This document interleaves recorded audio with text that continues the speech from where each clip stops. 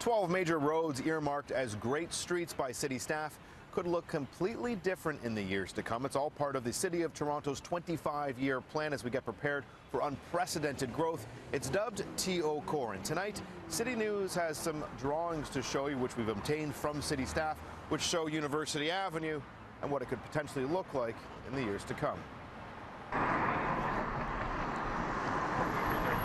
It's an out-of-the-box idea that moves all lanes of traffic on University to the west side, opening up park space to the east, which would include a north-south bike lane, pedestrian walkway, and a water feature, though the number of lanes for vehicle traffic in each direction would be decreased from 4 to 3. According to city staff, the main purpose of this drawing is to stimulate public discussion. This is an idea about open space, and there needs to be a whole bunch of detailed conversations and information and research about how traffic will move in the future, not just on University, but the whole of downtown. One of the opportunities is to blur the line, literally, between streets and open spaces as we think of the courtyards and the setbacks becoming parks and part of it. So we can make our boulevards and our sidewalks basically work harder to be parts of our parks as we pass through that open space. I think it's also important to imagine the streets as sometimes places where people are welcome. There's lots of data to look at as we think about changing University Avenue. The median which I'm on right now and all of the medians which lined University Avenue make up about 3 acres of land. Though at their peak on the weekends, only 3% of everyone who walks up and down University Avenue actually use this green space. And if the drawings were to become a reality and stretch over here to the east, it would open up 7.7 acres of potential mixed-use public space. Now, we showed the drawings to some city councilors today for the very first time. Got some mixed reviews.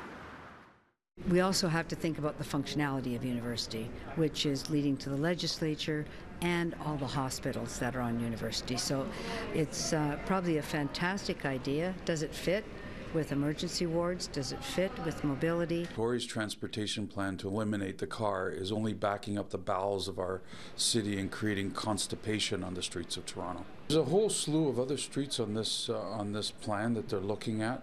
Those streets include from east to west, Bayview, Parliament, Jarvis, Yonge, University, and Spadina. From north to south, Bloor, College, which includes Carleton and Gerrard, Queen, King, Front, and Queen's Quay. As city staff map out a blueprint for our, quote, great streets, they want to hear what the priorities are for Torontonians.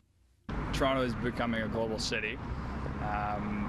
And I do believe that you need to find public space and make use of public space. Until they get the situation with the new subway line going downtown, don't even dream about this. Get your friggin' subway in your downtown core.